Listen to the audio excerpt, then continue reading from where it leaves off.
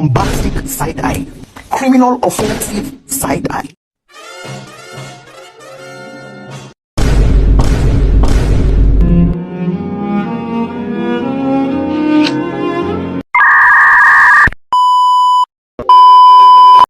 Assalamualaikum warahmatullahi wabarakatuh. Perkenalkan, nama saya Rifana Syakamila dari kelas 10-4. Di sini saya akan menjelaskan atau memaparkan tentang penentuan konfigurasi elektron menurut Niels Bohr dan juga mekanika kuantum. Tujuannya untuk memenuhi pembelajaran kimia.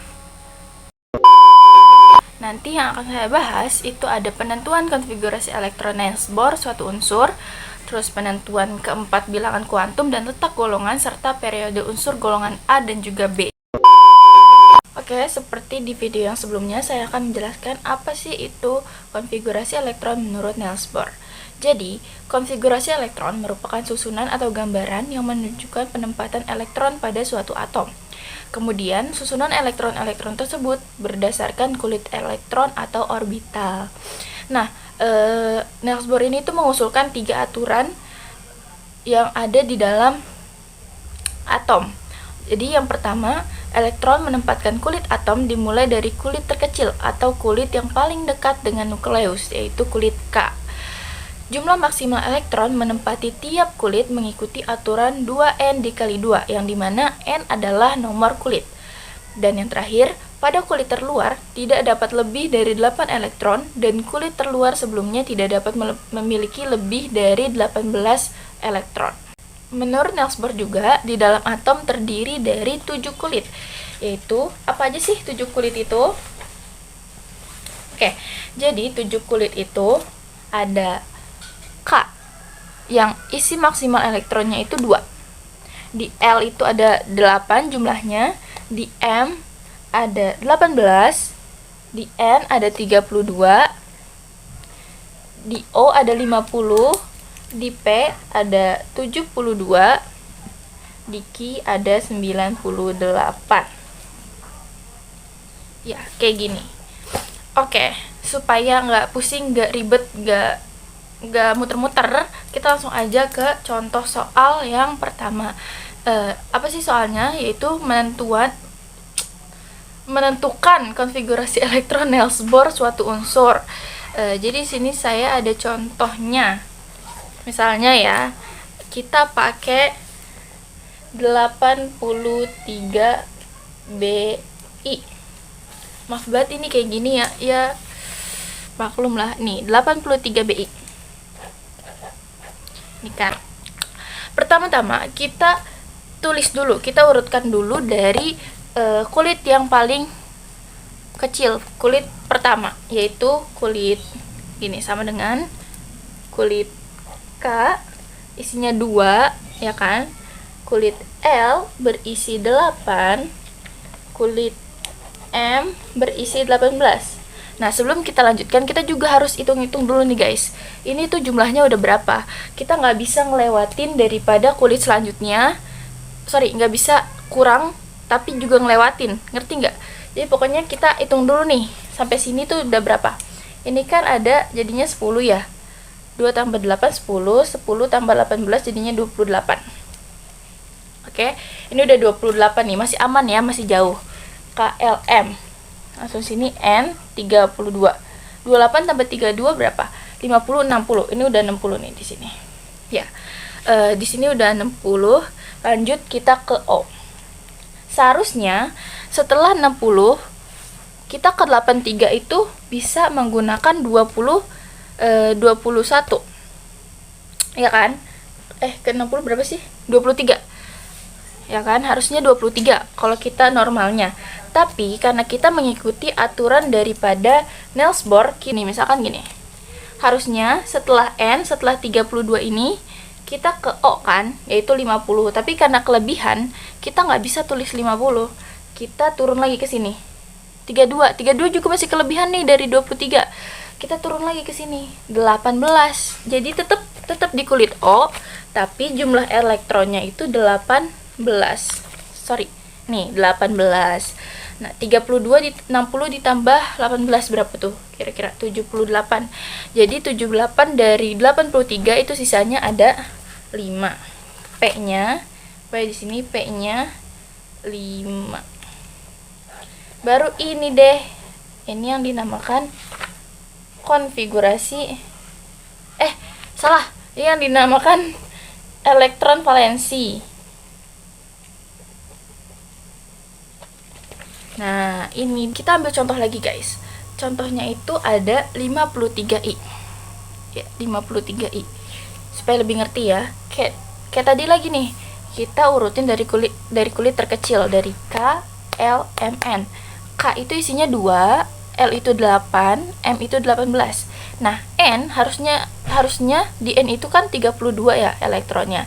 Tapi kalau kita pakai 32 itu bakal ngelebihin banget sama jumlah yang kita cari nih dari 53 ini. Nah, caranya kita turun ke kulit sebelumnya. Kulit sebelumnya itu kan M yang jumlahnya 18, ya kan? Jadi kita pakai M, N, M. Gimana sih maksudnya? Pokoknya di N kita pakai M, 18. Nah, selanjutnya berapa lagi nih? Kurangnya 8, ini 28, ini tambah 18, jadi kurangnya sisa 7 aja, nggak apa-apa 7 aja karena dia kan nggak lebih daripada 8 ya. Kalau misalkan lebih daripada 8 itu bisa ditulisnya 8 baru 1. Contohnya misalkan kurangnya 9, kita tulisnya 8, O, P nya 1. Kalau misalkan jumlahnya itu kurang daripada 8 itu boleh langsung ditulis kayak misalkan 7, 6 atau berapa gitu. Jadi ini tuh elektron valensinya. Ini dia elektron valensi 7 gitu deh. Kalau misalkan gak ngerti, yaudah wajar, manusia bukan nabi, boy. Oke, selanjutnya saya akan menjelaskan tentang konfigurasi elektron menurut mekanika kuantum. Jadi, sebelum itu mekanika kuantum memiliki aturan-aturannya, guys. Di dalam mekanika kuantum itu ada bilangan kuantum yang terdiri dari 4. Yang pertama ada kuantum utama atau yang biasa disebut itu N. Nah, N ini jumlahnya dari subkulit atau orbit tadi. Ada 7, dari 1 sampai 7 itu nanti bakal hasil daripada N. Selanjutnya ada bilangan kuantum azimut atau lambangnya itu L. Itu adalah subkulit. Nah, di dalam mekanika kuantum ini dia memiliki subkulit yaitu SPDF. Ya, itu ingat aja tuh SPDF. Nah, di dalam subkulit itu ada jumlah-jumlahnya. Ada bilangan azimutnya. Di S terdapat 0, di P ada 1, di D ada 2, di F itu ada 3 bilangan azimutnya. Selanjutnya bilangan kuantum magnetik atau lambangnya itu ada M. Ini sama juga kayak tadi, ini kita masih mengacu pada subkulit yaitu SPDF. Kalau di S dia menggunakan satu tabel. Bukan satu tabel. Satu kotak. Nah, kalau di bilangan kuantum magnetik adanya kayak gini. Dia make ini apa sih namanya? Ya kayak gitulah pokoknya. Di S itu satu kotaknya, di P ada 3, di D ada 5, di F ada 7. Maaf lah ya kalau jelek. Nah, oke. Selanjutnya di dalam kuantum magnetik juga ada angka-angkanya, guys. Jadi gini. Pokoknya ingetin aja, kotak tengah itu pasti angkanya 0. Jadi gini. Ini ntar biar gampang. Ini 0. Ini kotak ini jumlahnya 0 nih. Di kotak selanjutnya, di 3 kotak ini kita kalau mau gampang, kita tentuin aja dulu yang tengahnya nih. Ini 0 tengahnya, ya kan? Ini 0.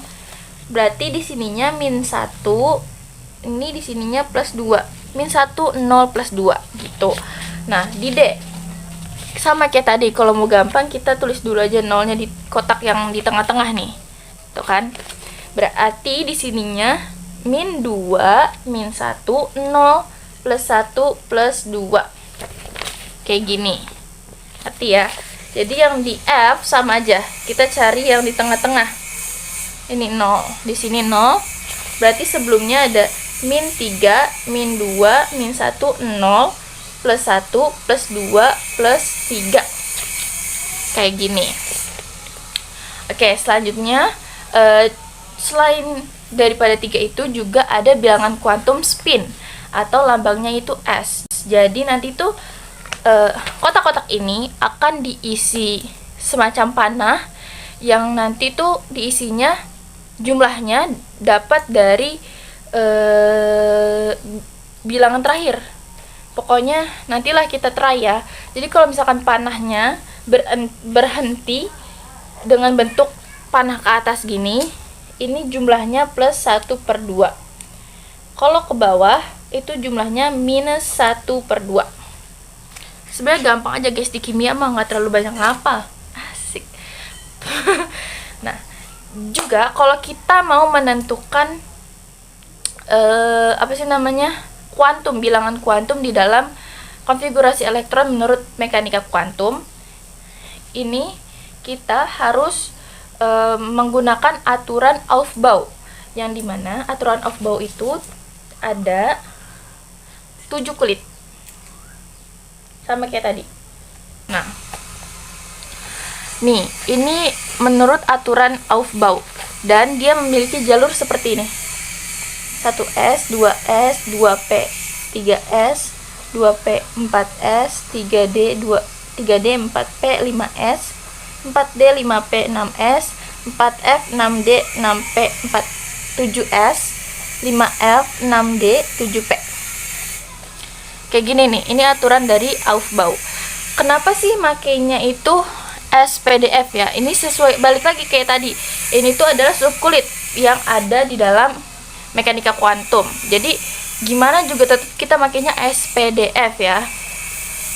Sebenarnya ini penjelasan awalnya saya nggak tahu bakalan masuk apa enggak, tapi ya udahlah ya. Kita langsung aja ke contoh soal yang pertama. Oke, contoh soal yang pertama. Misalnya ada bilangan, bentar, ada bilangan 36 KR. 36 KR. Nah, kita menggunakan aturan Aufbau tuh di sini, guys. Ini kan tadi jalurnya 1S ya. 1S dulu nih jalurnya tadi. 1S, berarti kita tulis 1S. Nah, oh ya, sebelum itu, di dalam 1S dia memiliki elektron. Di dalam S itu dia memiliki elektron 2. Elektron di S itu, bentar saya tulis aja deh. S itu 2, P itu 6, D itu 10, F itu 14. Gini. S itu elektronnya ada 2, P-nya 6, D-nya 10, dan F ada 14. Jadi 1S tulisnya 1S pangkat 2 karena S elektron di dalam S itu ada 2, guys. Jadi 1S pangkat 2. Kita pakai lagi nih, kita nggak apa-apa kalau masih belum hafal, kita masih mengacu pada aturan Aufbau ini. Setelah 1S itu ada apa? Ada 2S. 2S juga pangkatnya 2 karena S-nya 2 hasilnya, elektronnya. Habis 2S itu ada 2P. 2P itu berapa pangkatnya? Ya coba. Nih, 2P berapa tuh? Mana sih? Nih. 6, berarti 2P pangkat 6. Oke. Habis 2P berapa? 3S. 3S pangkat 2 karena S-nya 2. Habis itu 3P. 3P pangkat 6 karena P-nya 6. Ini kita hitung dulu nih. Ini udah berapa? 2 tambah 2. Ini hitungnya ini ya, guys. 2 tambah 2 4 tambah 6 10 tambah 2 12 tambah 6 18. Kita lanjut lagi sampai hasilnya tuh cukup sama yang kita butuh ini, 36. Habis 3P itu ada apa sih? Ada 4S. 4S pangkat 2 ya, berarti karena S itu 2. Habis itu 3D. 3D-nya 10 karena elektron di dalam D itu ada 10. Nah, kita hitung dulu nih supaya nggak kelebihan, guys. Ini udah 10, 20, 30. Berarti karena kita butuhnya 36, kita sisanya cuma 6. Sisa elektron yang kita butuhin itu 6. Tapi sebelum itu kita lihat dulu nih. Habis 3D itu kan ada 4P. 4P itu berapa elektronnya? Coba ingat-ingat. Di P itu elektronnya 6. Kita hitung nih, udah cukup belum sih? Ini udah 10, 20, ya kan, 36. Berarti udah cukup ya. Ini kita lingkarin. Ini hasilnya ada 4P6. Oke, sekarang kita akan menentukan bilangan azimutnya. Bilangan azimut, bilangan segala-galanya lah pokoknya. Ya, kita tentuin bilangan utama, azimut, magnetik, sama spinnya. Oke. Yang pertama, bilangan azimut itu kan N ya tadi lambangnya. Lambangnya N, bilangan azimut. N-nya itu yang mana sih? Bilangan utama. Nih, 4. Ini dia. Ini dia N-nya. Hasil N-nya. Atau bilangan utama. Jadi, N-nya sama dengan 4. Ya, selanjutnya bilangan kuantum azimut atau lambangnya itu L. L-nya itu yang mana sih? L-nya itu terdiri, azimutnya itu ada subkulit yang tadi SPDF ya. SPDF. Nah, di dalam SPDF ini ada lagi bilangannya, ada lagi isinya. Di S itu isinya 0, di P itu isinya 1, di D isinya 2, dan di F isinya 3. Kita lihat terakhir ini hurufnya apa? Hurufnya P kan, berarti SP 1 berarti L-nya. L-nya 1. Ini L ya guys, bukan E. Ini L. L-nya 1. Selanjutnya ada magnetik atau M.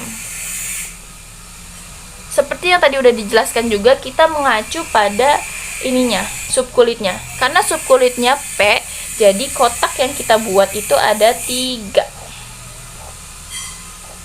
Nah, kotak yang kita buat ini ada 3. Nah, terus kita isi kotak ini pakai panah guys. Panah yang tadi udah dijelasin juga. Berapa sih yang harus kita isi? Nah, kita lihat dari sininya nih, pangkatnya. Pangkatnya itu 6 kan? Ya kan nih, pangkatnya 6. Jadi kita isinya 6. Cara pengisiannya enggak sembarangan. Enggak sembarang ngisi aja. Iya, ada semut. Tadi dulu. Oke. Cara ngisinya itu enggak sembarang ngisi. Jadi kita mulai dari panah ke atas dulu. Panah ke atas. 1. Nih. Ini 1. Kita nggak bisa abis itu ke bawah ngisinya. Kita nggak bisa ngisi ke bawah gini. Itu salah. Kita harus penuhin dulu atas dulu. Gini. 1, 2, 3. 3. Karena kan yang kita butuh ini 6 kan. Jadi 4, 5, 6. Nah. Gini. Sesuai kayak yang tadi biar gampang, kotak tengahnya kita nolin, jadi sebelah kirinya -1, sebelah kanannya +1. Karena tadi panah terakhir berhentinya di sini, di kotak yang sini, berarti M-nya sama dengan +1. Karena dia berhentinya di sini nih, di kotak +1 ini. Selanjutnya kita tentuin spinnya. S. S-nya berapa sih? Karena tadi panah terakhir dia ngadepnya ke bawah, jadi S-nya -1/2. Gini. Selanjutnya, kita akan menentukan golongan sama periodenya. Kalau di mekanika kuantum ini, kita selalu terpaku pada subkulitnya guys, yaitu SPDF. Jadi, golongannya, kita nentuin dulu dari golongan. Oke. Kalau di mekanika kuantum, cara menentukan golongannya itu ada rumusnya juga. Jadi di sini S, subkulit S sama P itu masuk ke golongan A. Subkulit D masuk ke golongan B. Dan subkulit F itu masuknya ke aktinida sama laktanida. Oke, laktanida sama aktinida ya kalau di F. Kalau A sama P itu masuknya ke A. Kalau S sama P itu masuknya ke A, kalau D itu masuknya ke B. Kalau F masuknya ke aktinida sama laktanida. Jadi, cara menentukan golongannya, kita lihat lagi nih. Ini kan terakhirnya 4P6. Karena ini P itu kan masuknya tadi ke golongan A. Jadi kita tulis dulu aja di sini, golongan A. Ininya kita kosongin dulu karena kita nggak tahu nih angkanya berapa ya kan. Nah, cara menentukan angkanya kita cari yang subkulitnya itu subkulit S terdekat. Karena FYI di mekanika kuantum subkulit PDF itu selalu membutuhkan subkulit S, tetapi S bisa berdiri sendiri. Jadi kayak gini. Karena ini terakhirnya 4P6, 4P ini tuh harus cari subkulit S terdekat, guys. Ini kan 4D, berarti bukan ini. Nah, ini nih.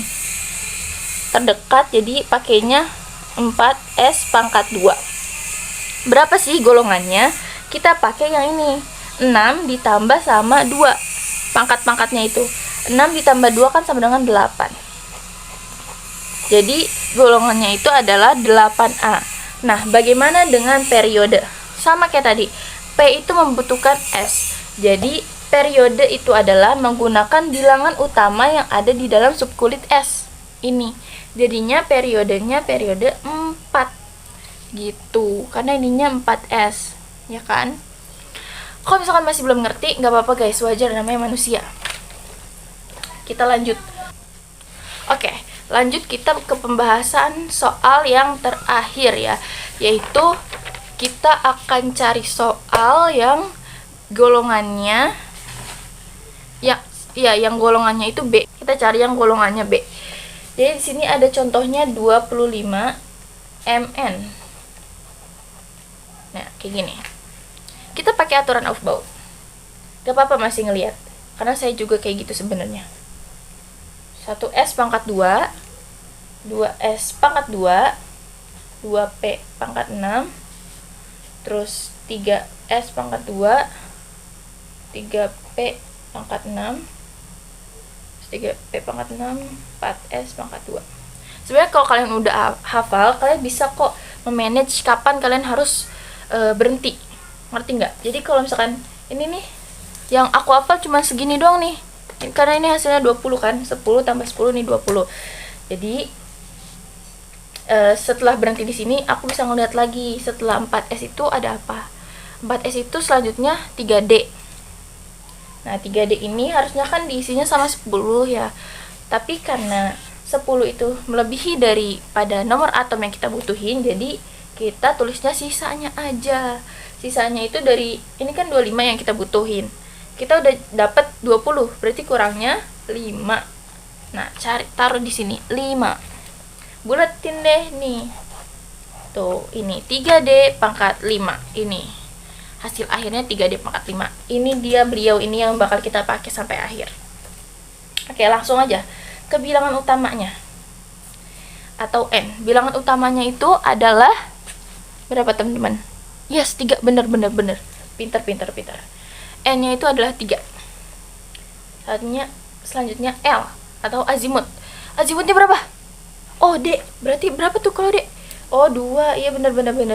D itu 2. Ingat ya, guys. D itu 2. S itu 0, P itu 1, D itu 2, F itu 3. Jadi L-nya adalah 2. Lanjut ke M atau magnetik. Kita apa, guys? Hah, D. Berarti kita bikin berapa? Oh iya, 5. Bener. 5. Kita bikin kotaknya 5. Sudah nih, bikin kotak 5. Jelek banget sih. Terus isinya pakai berapa panah, guys? Kita lihat lagi coba. Oh, ininya 5 pangkatnya, berarti kita isinya pakai 5. Isinya sampai 5. Pokoknya isi 5 deh pokoknya.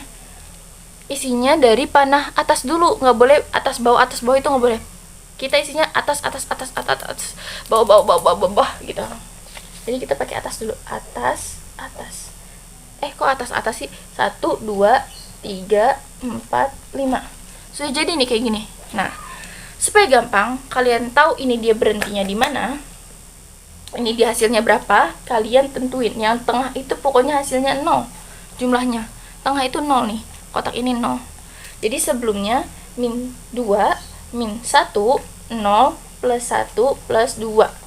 Karena tadi dia berhentinya di sini, hasilnya jadinya plus 2 gitu. S-nya. Karena dia panahnya ke atas, jadinya S-nya plus 1/2 atau plus setengah. Oke. Sekarang lanjut ke golongannya. Kita nentuin golongannya. Golongan sama periode. Golongannya itu golongan berapa sih, guys? Karena kan apa sih namanya? PDF itu membutuhkan subkulit S terdekat ya. Jadi kita cari nih S terdekat ada di mana. Oh, ada di sini. S terdekat nih dia nih. 4S pangkat 2 nih dia. Oke, sorry guys, nggak ke-record, maaf banget nggak ke-record, nggak tahu kenapa nge-lag. Terus ini udah ditentuin nih golongannya. Kita dapat 7B. Kok bisa sih 7B? Karena D itu kan membutuhkan S ya. Karena emang manja nih si D ini nih. Dia selalu membutuhkan S terdekat. Jadi kita cari S terdekat. Nah, belakangnya udah S persis nih. Jadi cara menentukan golongannya adalah kita jumlahkan pangkatnya. Di 3D itu pangkatnya 5, di 4S pangkatnya 2. 5 ditambah 2 berapa? Yes, benar, 7. Jadi golongan 7. Nah, gimana sih kok bisa tahu itu 7B? Caranya kita lihat subkulit terakhir. Subkulit terakhir itu adanya di D, ya kan? Subkulit terakhir itu D pangkat 5. Ingat-ingat kayak tadi. S sama P itu masuknya ke A, D itu masuknya ke B, dan F masuknya ke aktinida sama laktanida. Jadi karena ini terakhirnya subkulitnya D, jadinya 7B.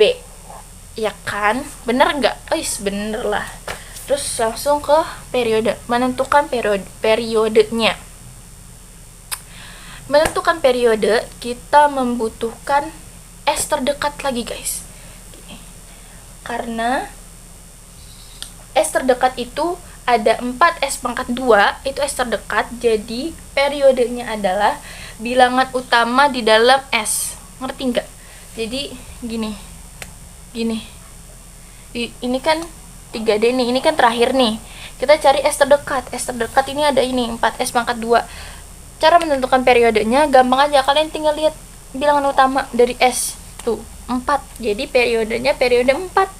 Selesai. N-nya 3, L-nya 2, M-nya plus 2, S-nya plus setengah, golongannya 7B, periodenya 4. Supaya kalian tahu ini akurat nggak sih, ntar ngitung-ngitung doang taunya nggak akurat. Kita tentuin nih, kita akuratin guys. Sebelumnya itu kan hasilnya N-nya 3, L-nya 2, M-nya plus 2, S-nya plus setengah, golongannya 7B, periodenya 4. Kita tentuin nih, golongan 7B. Kita lihat di sini. Golongan 7B. Nah, ini di sini kan, golongan 7B.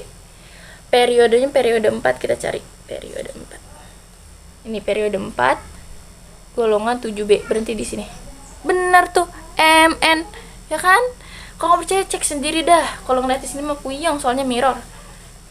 Coba kita tentuin yang sebelumnya nih. Yang sebelumnya tadi di 36 KR ini. Kita lihat ya. Di 36 KR ini golongannya ada 8A dan periodenya periode 4. Kita cari 8A, mana 8A? Ini 8A. Periode 4. Kita turun periode 4. KR tuh bener. Bener. Keren deh kalian. Pokoknya udah gitu. Sebenarnya masih mau ngejelasin lagi satu lagi tapi capek. Udah ya guys, terima kasih. Mohon maaf kalau misalkan kalian gak ngerti, kalian bingung, kalian cuman kayak buang-buang waktu doang nontonin. Tapi ya udah, yang penting nilai tugas saya di dalam pelajaran kimia sudah selesai. Terima kasih. Assalamualaikum warahmatullahi wabarakatuh.